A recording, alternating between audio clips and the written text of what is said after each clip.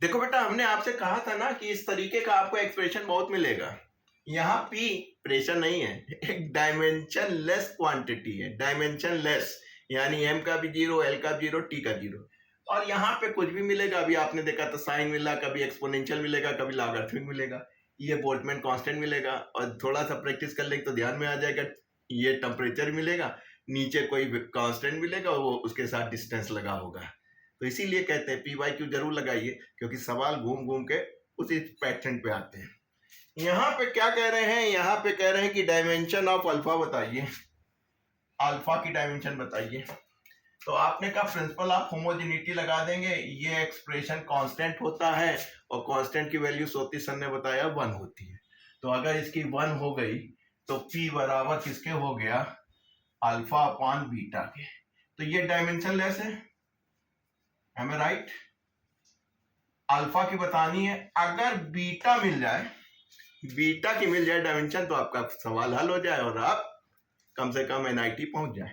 तो कहां से निकलोगे ये, क्योंकि ये एक कांस्टेंट वैल्यू देता है, और जो कांस्टेंट वैल्यू होती है वो उसकी डायमेंशन 1 होती है, वो डायमेंशन लेस होती है।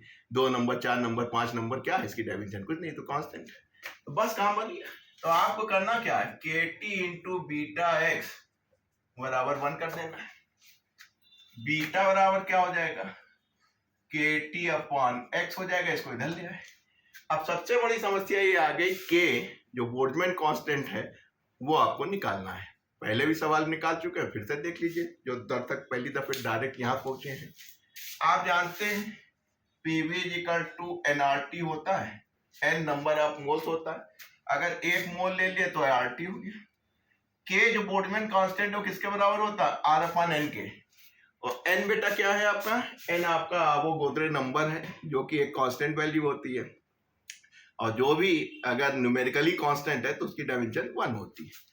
तो आपने कहा ये तो हम बता देंगे के, लेकिन यहाँ लेफ्ट हैंड साइड में भी करना होगा, तो n से डिवाइड करेंगे तभी बैलेंस होगा। तो आपने कहा कोई बात नहीं, ये तो बोल्ट्जमैन कांस्टेंट हो गया। अब यहाँ देखिए ये तो कांस्टेंट है, इसकी डायमेंशन 1 हो गई, न्यूमेरिक कांस्टेंट है, तो बोल्ट्जमैन कांस्टेंट किसके बराबर हो गया, PV अपॉन T के। बस काम बन गया। प्रेशर की आप जानते हैं फोर्स अपॉन एरिया, वॉल्यूम की LQ, T टेम्परेचर, इसकी केल्विन ले ली। तो भाई साहब इस 2 से इसको गायब कर लीजिए, तो ये हो गए M L स्क्वायर, इस L से इसका L square -2K minus, M right. तो ये आपका काम बन गया, ठीक।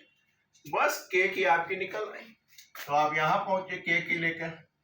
याद रखिएगा प्रैक्टिस में हो तभी आप ये काम कीजिएगा।